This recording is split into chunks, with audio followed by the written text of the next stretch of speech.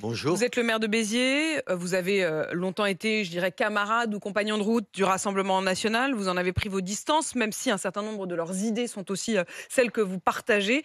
Je voudrais qu'on revienne d'abord sur la nomination de Michel Barnier, mais j'ai aussi de nombreuses questions à vous poser, y compris sur les propos de François Ruffin hier sur LFI ou sur Monsieur Delogu à l'Assemblée nationale. Mais Michel Barnier, il est de droite, c'est la perception qu'en ont les Français interrogés cette semaine. C'est d'ailleurs comme ça qu'il se définit lui-même. Est-ce qu'il est suffisamment de droite ou même est-ce qu'il va essayer d'être encore plus à droite pour pouvoir plaire au RN? Écoutez, j'en sais rien. D'abord, il est de droite, vous le disiez. Moi, je suis content que ce soit un Premier ministre de droite, parce qu'aujourd'hui, la France, globalement, elle est de droite. Les idées de la France sont de droite, et je trouve que ça colle plutôt bien. Ensuite, est-ce qu'il faut qu'il soit encore plus à droite pour séduire le RN? Écoutez, moi, je crois qu'on a on a besoin de quelques mesures de bon sens. De bon sens. Lesquels? Sur l'immigration. Sur Il a dit qu'il en faisait une l'immigration, de ses on ne va priorités. pas faire l'immigration zéro et tout ça, ça n'existe pas. Vous savez, c'est des effets de tribune. Tu fais le mariole, tu dis un certain nombre de choses, ça n'existe pas ça. Mais on peut prendre un certain nombre de mesures sur l'aide médicale d'État, sur des choses Il faut comme ça. supprimer l'aide Non, médicale il ne d'État. faut pas la supprimer, il Il faut faut la la transformer réduire. en aide médicale Il d'urgence. faut la réduire, voir quand c'est vraiment utile. C'est pas blanc et noir, madame, la vie. Mm. Moi, je ne suis pas d'accord avec tout ce que dit monsieur Barnier. Je trouve que c'est mieux que d'autres. Je trouve que c'est plutôt une chance pour la France, parce qu'il est plutôt posé, il est plutôt raisonnable. Ça, vous allez trouver ça débile, mais il est poli. Quand vous voyez à l'Assemblée nationale le cirque qu'il y a, ça te change un peu. Il a une prestance qui est rassurante, finalement. Ce monsieur, quel âge il a, de 73 ans, peut-être qu'il a quelques atouts en main, et je trouve que c'est plutôt bien. Moi, je lui demande que ça, de prendre quelques mesures et de ne pas être obsédé par 2027 et se dire quand même qu'il y a il y a 3 ans quand même, on va faire quoi? On va arrêter de vivre?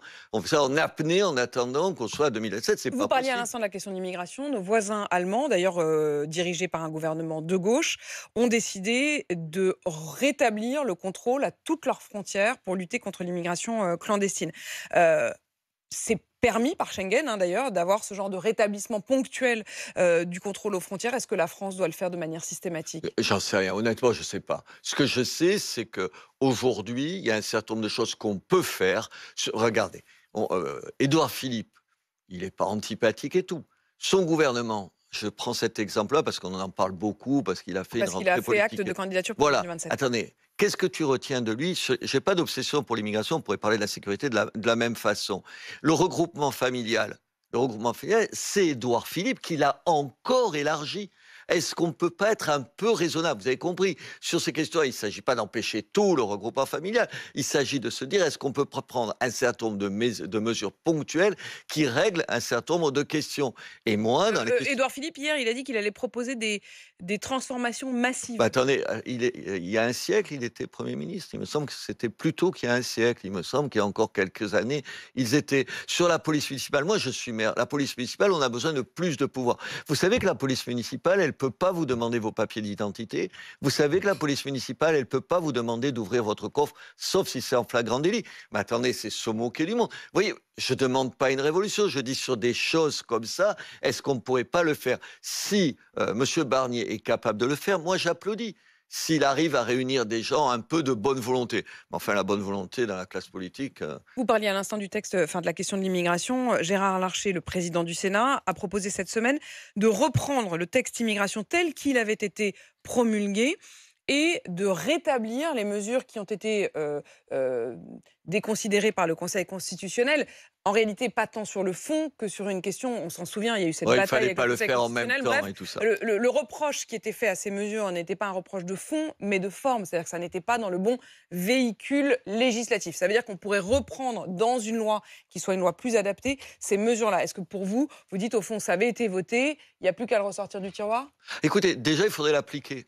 Déjà, dans un certain nombre de faits divers, vous vous rappelez, le garçon là, qui après une dizaine de poursuites, a finalement réussi à avoir de nouveau sa carte de séjour. Vous vous rappelez ce fait divers? Ça n'existerait pas aujourd'hui, ça, si les décrets d'application avaient été faits. Alors d'abord, on fait tous les décrets d'application, on met ça en place, pragmatique. On met ça en place, et ensuite, on C'est pour les voit si on peut aller renouvellements plus de loin. cartes que Oui, c'est-à-dire, en fait, vous précisez, c'est une des mesures de cette loi, c'est l'idée qu'on ne peut plus donner un Mais titre de séjour non, à quelqu'un qui a été, condamné pour attendez, des fautes graves. ça vous paraît pas de bon sens? Mais jusqu'à Mais il y a présent, c'était une 80 question de philosophie. C'est-à-dire que vous dites de bon sens, je ne sais pas ce que ça veut dire bon sens, parce que chacun dit bon sens. Ce que je non, peux non, vous non, dire en non. tout cas, c'est que c'est un vrai changement de philosophie. Jusqu'à présent, au contraire, un certain nombre, notamment de gens qui sont plutôt du côté des droits de l'homme, vont vous dire mais pourquoi devraient-ils prouver qu'ils sont meilleurs que d'autres?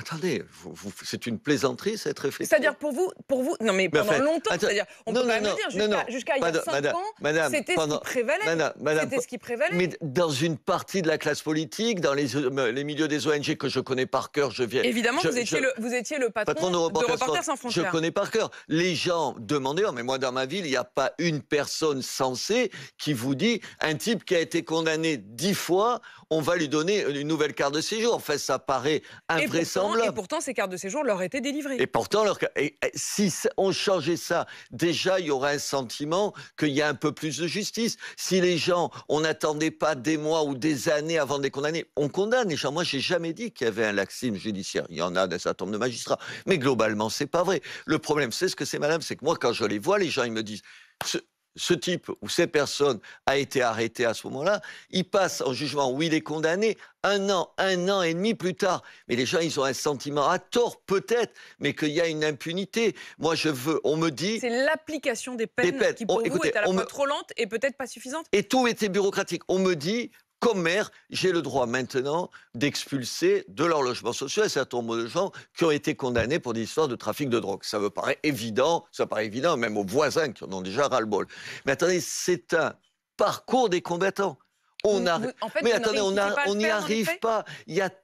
C'est tellement compliqué. Les lois sont tellement compliquées. Tout est tellement compliqué. Moi, j'ai besoin de gens qui soient pragmatiques, qui me disent pas, je finis là-dessus, qui arrêtent de me dire, on va simplifier les choses, qui le fassent. En réalité, les choses existent. Ce que vous voulez dire, c'est que c'est la Mais difficulté qu'on à les les appliquer, tout applique, simplement. qu'on les Le applique, décalage qu'on arrête entre les avec... décisions et l'application des décisions. Et oui, et chaque fois qu'il y a un problème, on t'ajoute une loi. Moi, je demande pas de loi. Je demande qu'on applique les lois, qu'on me facilite la vie. Vous aviez, et pardon, j'ai juste simplement le souvenir qui m'en revient en tête, vous aviez refusé de marier, me semble-t-il, un couple dont le mari avait un parcours qui vous avait au minimum interrogé. Et il me semble que la justice vous l'avait reproché. Vous en êtes toute cette Mais affaire-là? attendez, Vous en êtes où? j'ai refusé de marier quelqu'un qui faisait l'objet d'une obligation de quitter le territoire. Voilà, d'une Attendez, OQTF. obligation de quitter le territoire. Moi, quand on est venu me demander, quand j'ai appris ça, c'est lui-même qui nous l'a dit. J'ai appelé la police, le magistrat, les ministres, et tout, je leur ai dit, vous le cherchez, mais il est à la mairie, il va arriver. Attendez, non seulement il a été expulsé grâce au préfet de l'époque qui a rien laissé passer. Attendez, marier quelqu'un qui doit être obligé de quitter le territoire, c'est surréaliste. Attendez, j'ai été entendu et je vais être poursuivi et si ça se trouve condamné. Donc la poursuite, Mais bien sûr, vous vous rendez compte, condamné comme maire pour avoir refusé de marier, c'est-à-dire de vous donner un papier officiel de quelqu'un dont la France me dit qu'il doit être obligé de quitter le territoire français. Enfin, tu tombes à la renverse. sur la réforme des retraites, est-ce qu'il faut la modifier sans toucher à l'âge de départ ou est-ce qu'il faut tout simplement abroger la réforme? Enfin, abroger la réforme et puis augmenter le SMIC à 1 600 €, demander, augmenter tous les fonctionnaires de 10%. Mais qui va payer? Qui va payer? Madame, vous avez de l'argent, vous faites avec votre argent. Sinon, vous empruntez un peu plus, vous faites quoi? Mais la France, c'est pareil, c'est pas plus compliqué que ça. On nous ment quand on nous explique. Aujourd'hui, Ce que vous prendre voulez des dire, c'est que la France n'a pas les moyens. Mais bien sûr que non. Et puis la retraite, il faut juste. Moi, je pense qu'il y avait. C'était pas forcément cette réforme-là qu'il fallait faire. Je pense. Mais attendez, c'est mieux que pas de réforme du tout. On va revenir. Qui va payer la différence? On arrête de m'expliquer ça. Moi, on me dit, on va vous augmenter vos fonctionnaires de 10%, puisque c'était une des idées de la gauche. Avec quel argent? Où je trouve l'argent? J'augmente les impôts et j'emprunte. C'est le choix. Robert Ménard, je ne sais pas si vous avez entendu cet extrait qui circule beaucoup sur les réseaux sociaux du député LFI Sébastien Delogu qui a des difficultés à lire un texte en commission des finances. Il a été moqué par un certain nombre de ses adversaires politiques. Est-ce qu'il s'agit d'une forme de mépris de classe? Écoutez, moi, j'aurais jamais moqué. Honnêtement, j'ai d'autres choses à lui reprocher à celui-là. Vous savez, le drapeau palestinien dans l'hémicycle et tout. Honnêtement, non, je le ferai pas. Je le ferai d'autant moins que moi, je ressemble pas à M. Mélenchon. Vous avez vu ce que M. Ruffin dit, que M. Mélenchon dit d'un certain moment. Vous avez des extraits de ce qu'il dit? J'ai reçu François Ruffin hier qui disait qu'effectivement il y avait quasiment des parts de marché de députés, de candidats, en fait, qu'il y avait une forme de part de marché, de choix, de clientélisme politique. Mais il dit aussi dans son livre les mots que Jean-Luc Mélenchon aurait utilisés pour qualifier la population d'Hénin-Beaumont, qui sont des mots bien du même ordre que les sans-dents. Vous les avez peut-être sous les yeux, je les ai plus sous les yeux. Attendez, non, non. On ne comprend pas ce qu'il disait. Il transpirait l'alcool dès le matin. Il sentait mauvais, presque tous obèses. Mais vous imaginez... Ça, si ce sont les propos rapportés par François Ruffin que Jean-Luc Mélenchon aurait dit à propos des habitants donc, du Pas-de-Calais. Voilà. Ah, monsieur Ruffin. Vous imaginez si quelqu'un d'autre que lui disait ça? Vous vous rappelez les sans-dents de M. Hollande? C'était dégueulasse de dire les sans-dents. Honnêtement, c'était... Mais enfin, attendez, il l'a payé au centuple. Vous lui avez plus la presse lui a plus lâché les baskets. Il ne pouvait pas dire un mot sans qu'on lui ressorte ça. C'est eux qui vous font une leçon de morale? C'est la France insoumise, M. Mélenchon, qui vient dire ce qui est bien et pas bien, qui vient nous dire et qui vient dire à des gens comme moi comment il faut parler aux gens. Mais lui, il ose dire ça. Attendez, des propos... D'abord, on a eu des propos abjects à la limite de l'antisémitisme. Maintenant, on a un mépris des gens. Vous croyez que je parle comme ça des gens de ma ville, qui est une ville pauvre? J'aurais honte.